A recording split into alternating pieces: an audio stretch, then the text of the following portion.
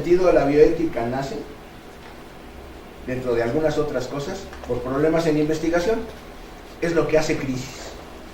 Los antecedentes de problemas muy serios en investigación es lo que hacen rupturas en Estados Unidos sobre una ética médica, que yo no estoy tan seguro que hubiera mucha ética médica en Estados Unidos, en donde pues priman cosas comerciales desde tiempo atrás, algunas que estamos pagando en México en la actualidad y en Argentina igual, pero también una situación de institucionalización de responsabilidades de los médicos que la American Medical Association sí ha manejado muy fuertemente desde el siglo XIX. Tienen un primer código de ética desde 1840 y tantos, y tampoco es casualidad, ¿no? Pero, ¿qué es lo que hace? Las rupturas ya lo han de haber visto muchas veces. El caso de Tuskegee, con todos los problemas de inocular con sífilis a pacientes y no dar tratamiento cuando existe.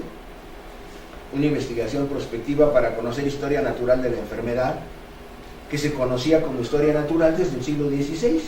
Si pensamos en la gran epidemia de sífilis que hay a raíz del descubrimiento de América, y después en el XIX, cuando con la revolución industrial y con la gran cantidad de acumulación de gentes en las ciudades, proliferación de centros urbanos muy grandes, aparece la neurosífilis de una forma que no se había visto en los siglos anteriores.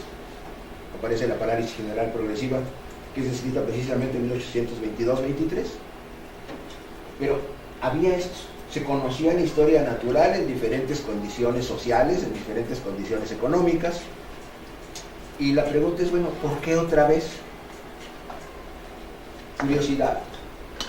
Curiosidad amerita que se inocule con una enfermedad grave a una población, y luego a una población marginada y vulnerable por situaciones no solamente de marginación por el color, lo hacen con población negra, sino también pobre.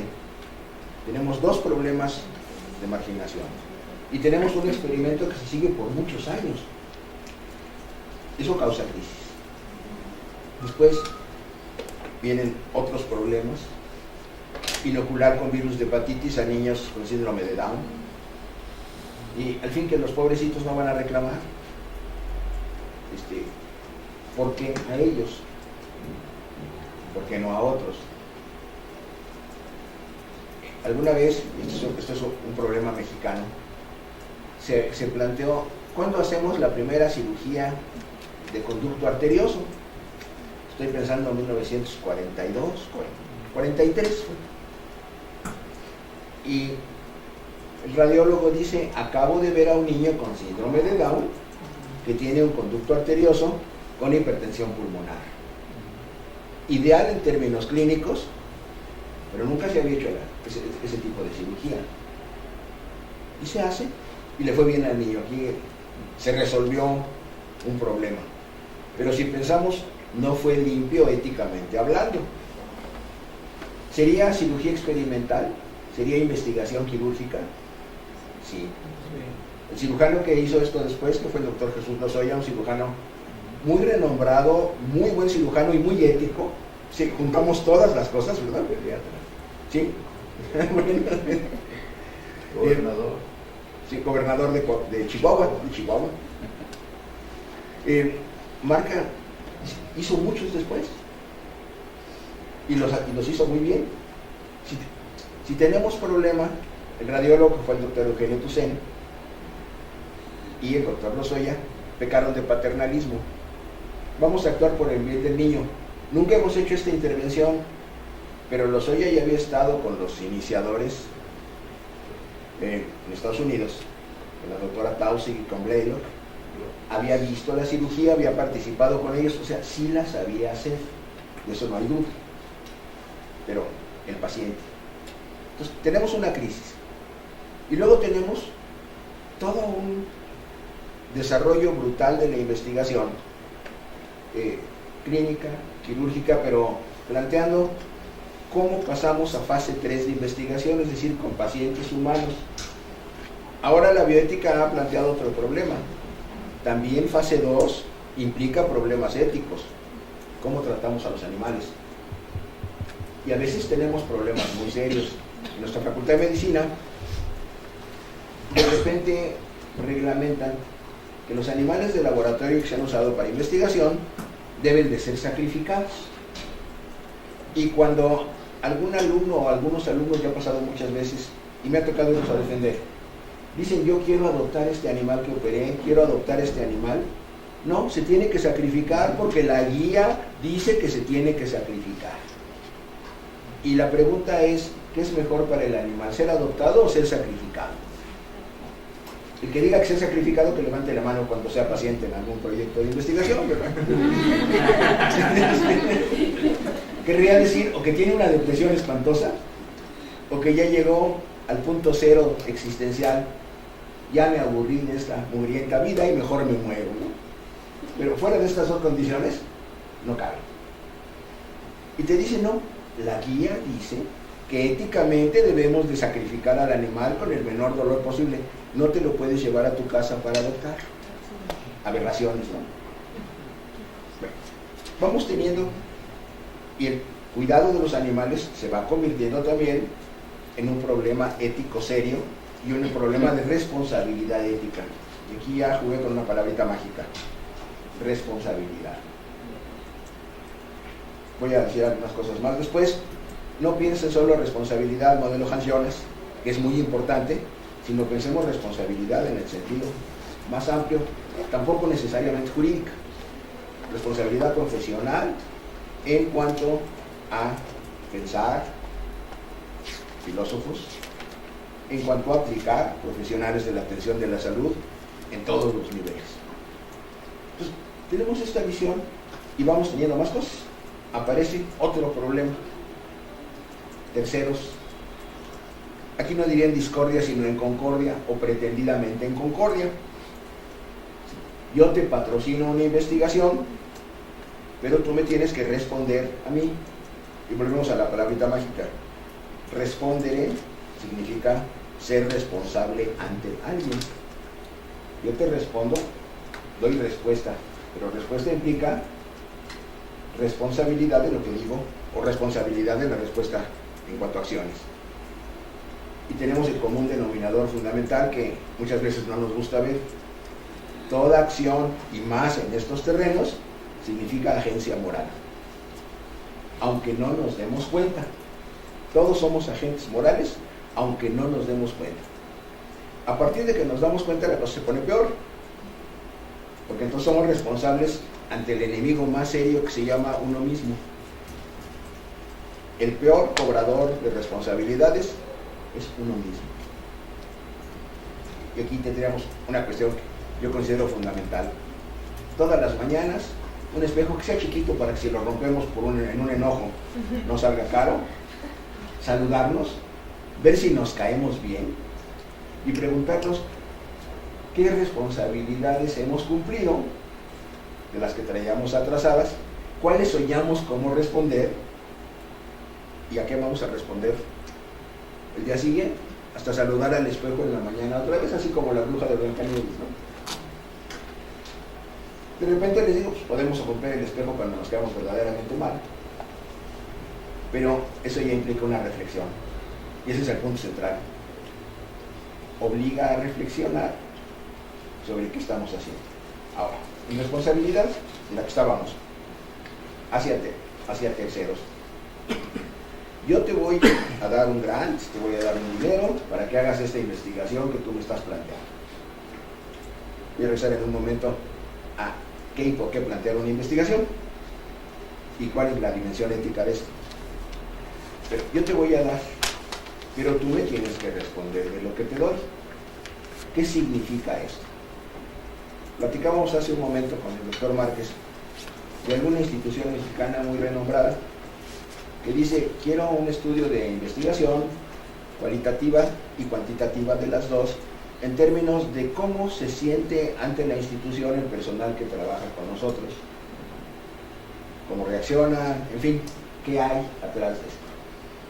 Queremos que nos lo hagan, hay tanto dinero, era una muy buena cantidad de dinero a una instancia de la UNAM, pero nos reservamos el derecho de modificar los resultados a nuestra conveniencia. ¿Es ético? ¿De la institución? Por supuesto que no. ¿Y del investigador que aceptaría esto? De ninguna manera. Por supuesto no se hizo. Se quedó.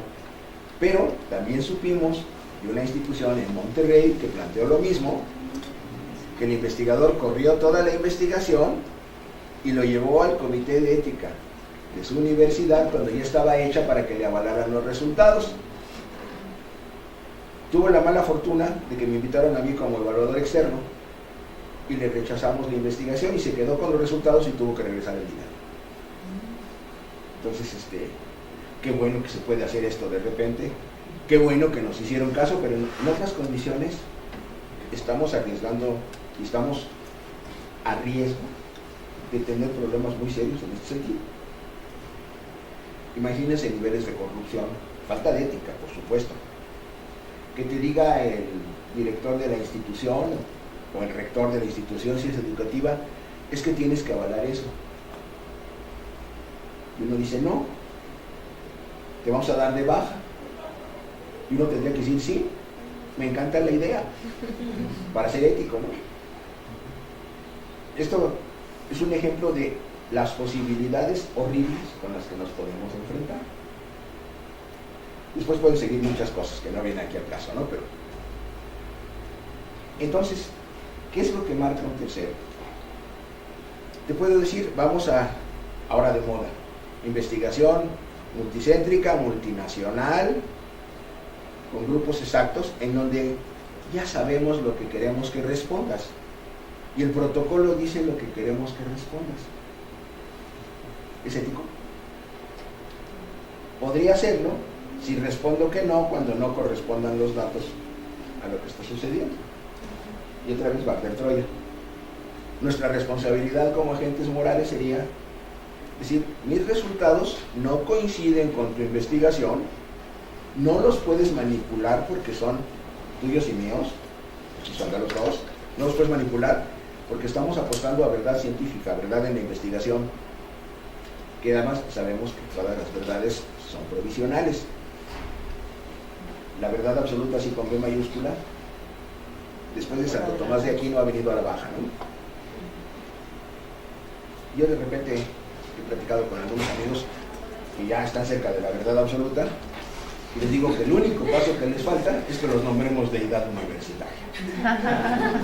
Otra condición no da eso, ¿no? O sea, estamos proponiendo verdades que son perfectibles, siempre hay que estudiar más para ver qué se modifica, qué queda o qué no queda. Si no, no habría avance en la ciencia ni en el pensamiento.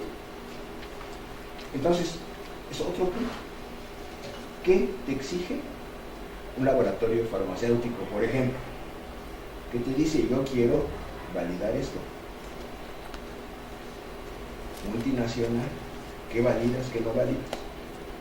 Les doy un ejemplo. Hace unos, ¿qué será? 15 años. Se maneja un tratamiento en San Judas, Memphis, Estados Unidos. Es el centro más importante de manejo de tumores malignos en niños, leucemias en particular. Y sacan, ahorita van como en San Judas 15 o 16, son protocolos que van modificando, haciéndolos más fuertes, modificando ciertas cosas, buscando tener mejor éxito. Ya han obtenido muy buenos éxitos.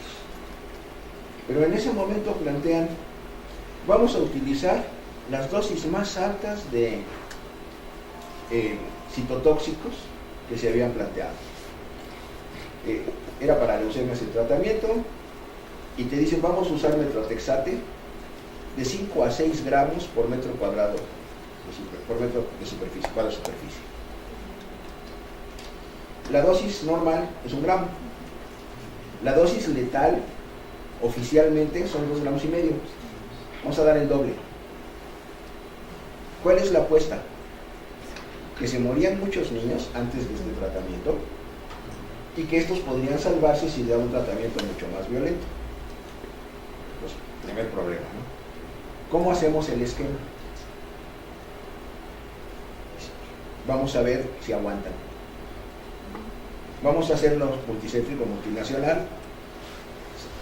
San Judas en Memphis, Tennessee, la India, Nueva Delhi, el All Indian Medical Center, el Instituto Nacional de Pediatría de México y un instituto en Brasil. Cuando se plantea aquí el aspecto ético, y también me tocó a mí participar, planteamos, sí, pero en cuanto el niño tenga datos de gravedad, abandonamos el tratamiento. Y cuando el niño tenga datos de intoxicación aguda, hacemos rescate. Esto en oncología se llama que empiezas a dar ácido fólico y otras sustancias para detener y revertir el efecto del citotóxico. Entonces nos dicen en Memphis, eso se llama hacer cochinadas, el protocolo es limpio, entonces no lo hacemos. Bueno, sí, háganlo. Se hace y todos los niños de Nueva Delhi, de Memphis y de Brasil se murieron. Y los niños mexicanos, que en cuanto empezaron a tener problemas, rescatamos temprano, pero continuamos con la sustancia, 90% se curaron. Entonces, ¿qué habría que hacer? Rescate temprano y dosis muy altas de citotóxico. O sea, jugamos la muerte, pero no más tantito. Y aquí acuérdense el detalle, en León, Guanajuato, la vida no vale nada, ¿no? O sea, los mexicanos, y yo siempre me acuerdo cuando platico de esto, la maravillosa película de Eisenstein, de Viva México, en donde al final es la imagen de un niño campesino, pobre, frente a un escaparate con dulces, viendo su calaverita del Día de Muertos que tiene su nombre en la frente. Eisenstein lo puso no porque el niño quería comerse un dulce, sino porque en México estamos acostumbrados a comernos nuestra propia muerte. Una vez se me ocurrió regalarle a un profesor alemán su calavera con su nombre y fue a la psiquiatra. Lo primero que me dice, ¿qué quieres, que me muera? Y me hizo pensar y dije, pues a lo mejor sí.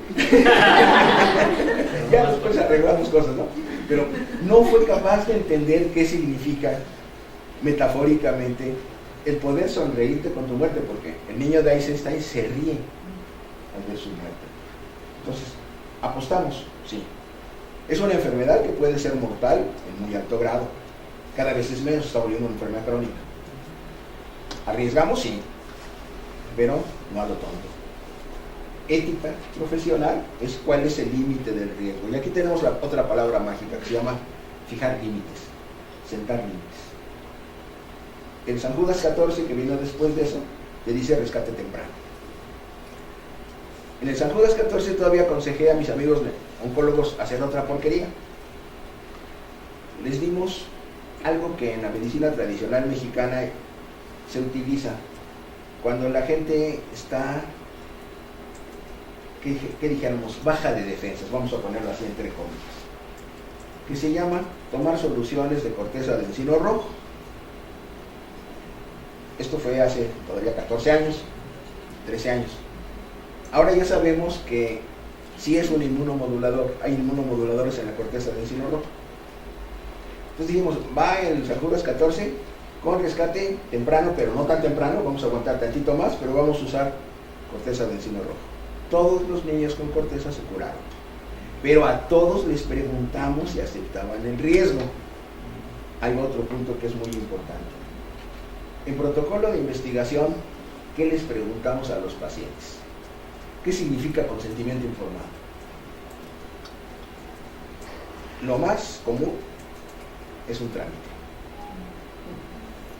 Y esto significa falta de ética.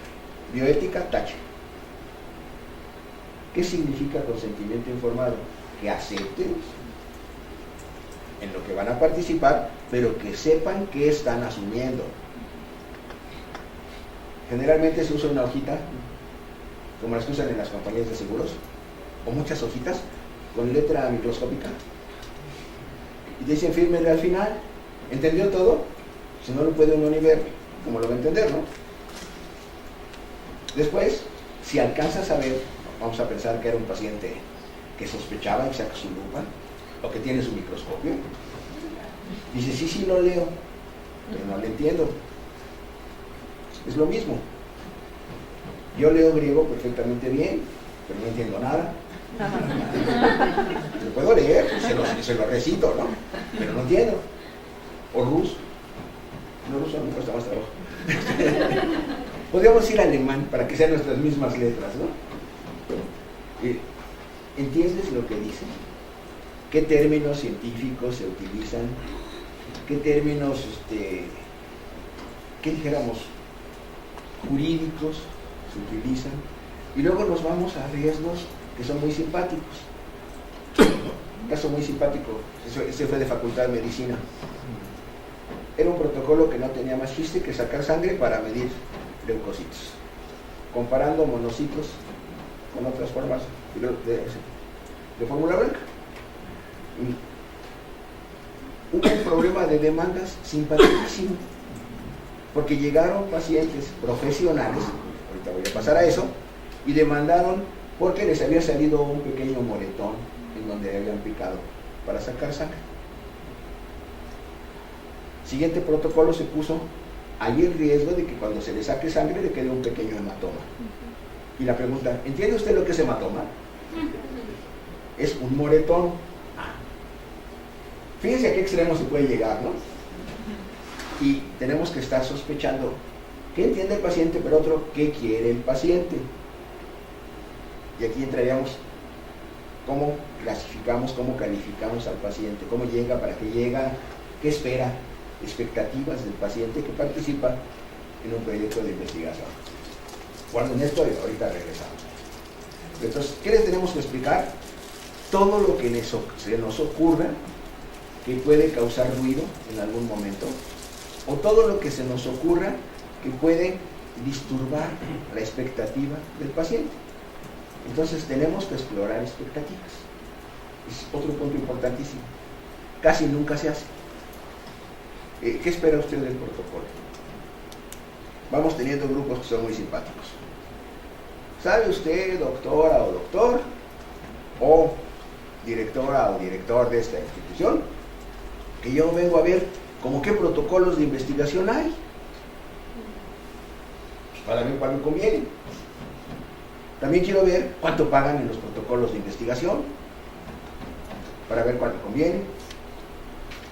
Y entonces agarro el protocolo en el que me paguen más y me voy a estudiar e invento mi enfermedad. Estos casi siempre son resultados positivos al final. A los laboratorios farmacológicos, farmacéuticos les encanta. Oiga, ya se le quitaron los síntomas. Sí, ya no tengo ninguno, nunca había tenido. No hay muchas novedades. ¿Cómo se siente? Pues muy bien, igual que antes. Oiga, ¿no tendrá otro protocolo en el que me pueda apuntar? Esto empieza a ser crisis. En Estados Unidos ya es crisis seria. Hay instituciones que corren protocolos profesionalmente, que pagan a los pacientes y que tienen inclusive directorios de pacientes a los que les van hablando, mira, voy a correr un protocolo sobre esto, ¿no te interesa? En México ya los hay. No está todavía tan viciado, pero no tardamos. Es algo que tenemos que prevenir. Saber que el paciente que vamos a inscribir en un protocolo de investigación sí tenga el problema que se va a manejar. Se pueden falsear muchas cosas. Síntomas, por supuesto. Signos bien entrenaditos, por supuesto. Y datos de laboratorio, muchos también. Van investigando como qué me tomo para que se me altere esto. Hay situación seria. ¿Qué nos está dando como común denominador? Crisis de confianza. El paciente es nuestro amigo, ya no siempre. Las personas que nos atienden, si somos pacientes, son nuestros amigos, ya no siempre. Y aquí tenemos el primer problema. Si resolviéramos esto, tenemos el 80% de una dimensión bioética en la atención de la salud, porque me cansamos.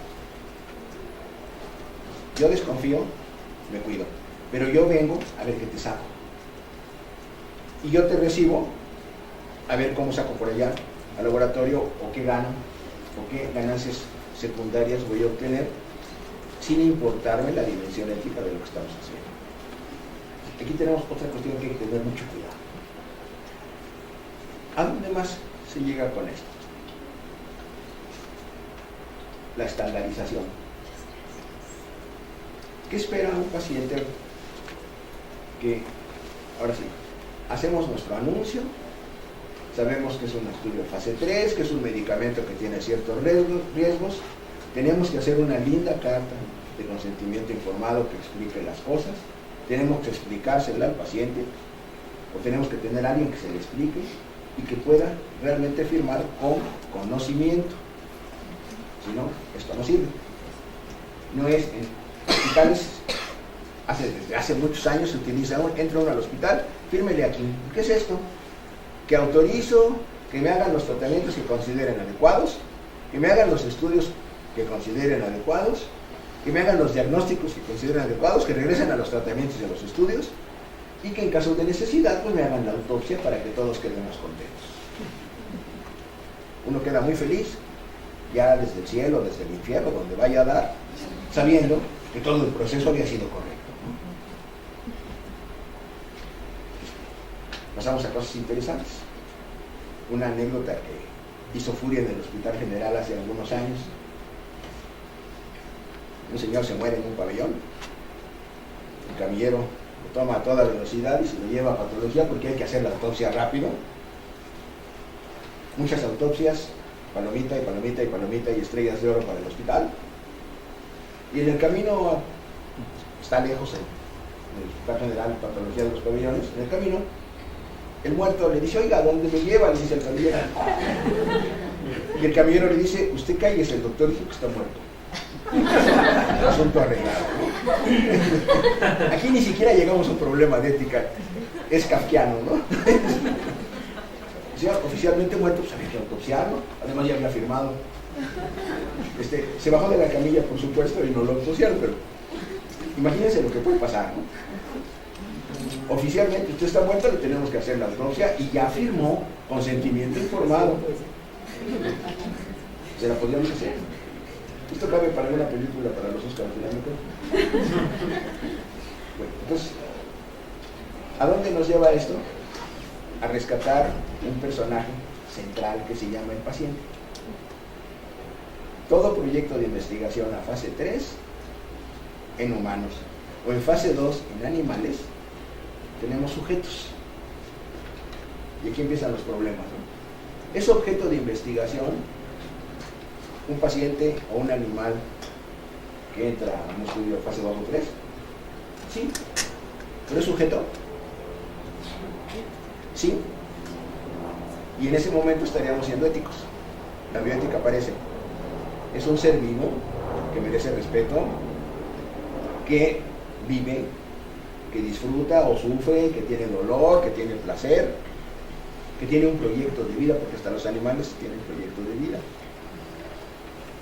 Y entonces, ¿cuándo anulamos el sujeto? Esto es un problema seriosísimo.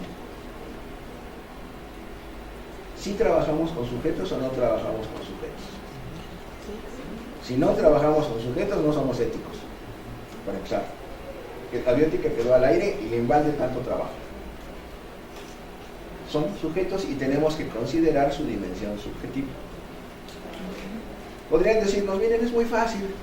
En la carta de consentimiento informado dice que tienes derecho a retirarte del estudio cuando así lo juzgues conveniente. Y ahí se acabó el respeto al sujeto. ¿Por qué entraste aquí? ¿Qué esperas de tu enfermedad? Vamos a pensar que el ejemplo del metrotexate que les daba al principio, niños con leucemia. ¿Qué esperas del tratamiento? Seguir vivo, y aquí sería niños y padres, y dije niños primero, ahorita les digo por qué. Seguir vivo, tener una expectativa de vida razonable y sin enfermedad. Con esto, arriesgo un tratamiento que puede ser, que es muy traumático, que puede causar dolor, que causa molestias, que el tiempo que duran las quimioterapias es bastante pesado, pero tengo esta expectativa. Vamos a pensar otra situación. Un caso de Atlanta. Pacientes con síndrome de inmunodeficiencia adquirida. Se les ocurre que el virus muere a temperaturas altas. Dice, bueno, ¿aceptan ustedes que les calentemos la sangre para que se muera el virus? ¿Qué dice un paciente que sabe que se va a morir a fuerzas por esa enfermedad? Hay un tratamiento que no sabemos qué va a suceder, que no se puede hacer en animales porque no alcanzaban los animales, no había la posibilidad de hacer un modelo experimental. Sí se plantea que el virus aislado se muere con alzas y bajas de temperatura, 41 grados y medio, empezaron a marcar el cultivo. Y los pacientes dicen sí. ¿Por qué se les ocurrió a los investigadores esto? Esto no fue un capricho. En el siglo XVI, cuando hay la primera epidemia de sífilis, descubrieron que en México, en donde había sífilis, y en el siglo XVI se ha echado la culpa si vino de América, si vino de Europa, había en los dos lados, pero la que causó la epidemia a los europeos fue la que llegó de América. Y como no hubo tanto intercambio sexual de los americanos con los europeos, no hubo una epidemia importante, pandemia en América. Pero aquí había tratamiento. ¿Qué les hacen?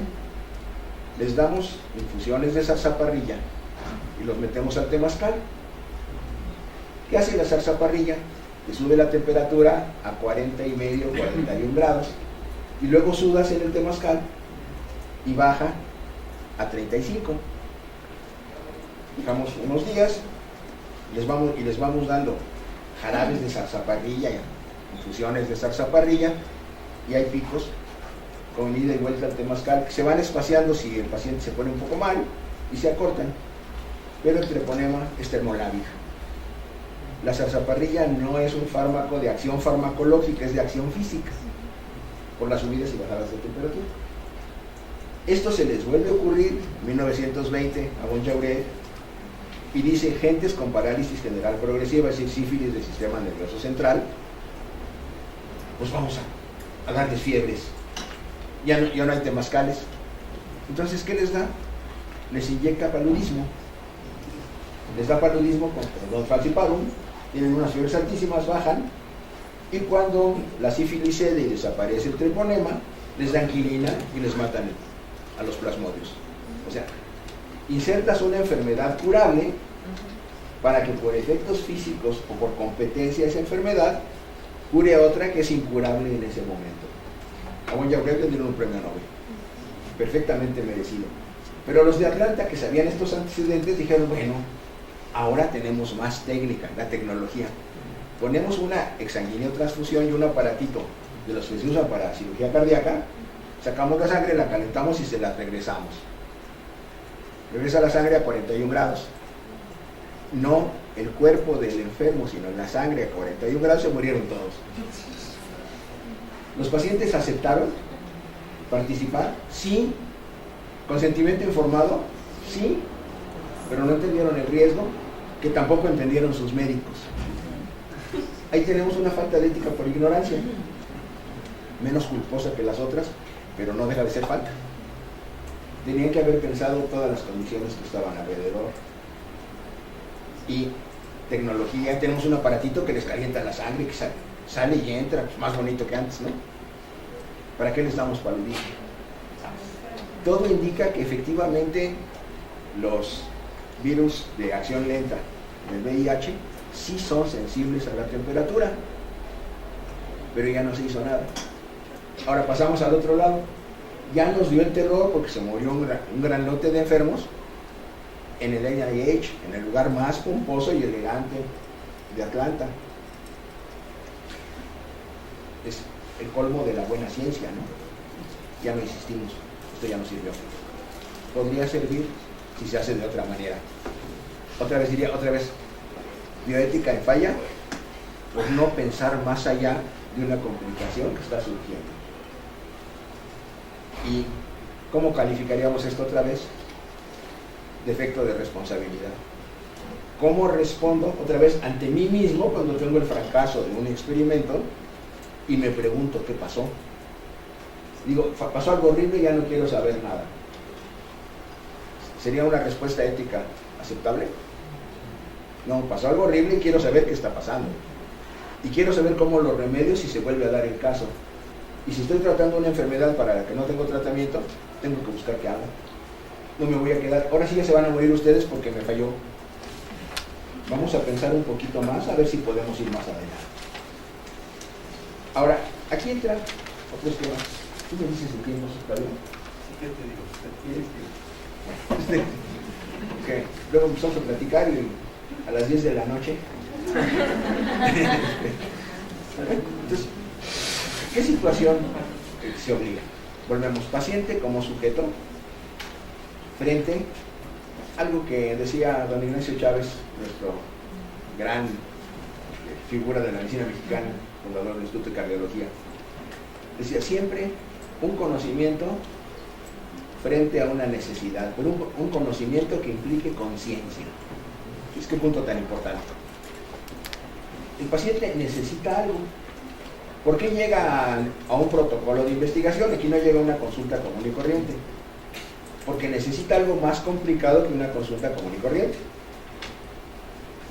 Tengo una enfermedad que no es curable hasta ahorita con lo que está circulando. Tengo una enfermedad para la que no puedo comprar medicamentos por el costo. Tengo una enfermedad para la que aparece un nuevo medicamento que no es accesible porque no está todavía en el mercado. Me dijeron que la enfermedad que yo tengo se puede tratar y que en tal lugar están investigando sobre ella.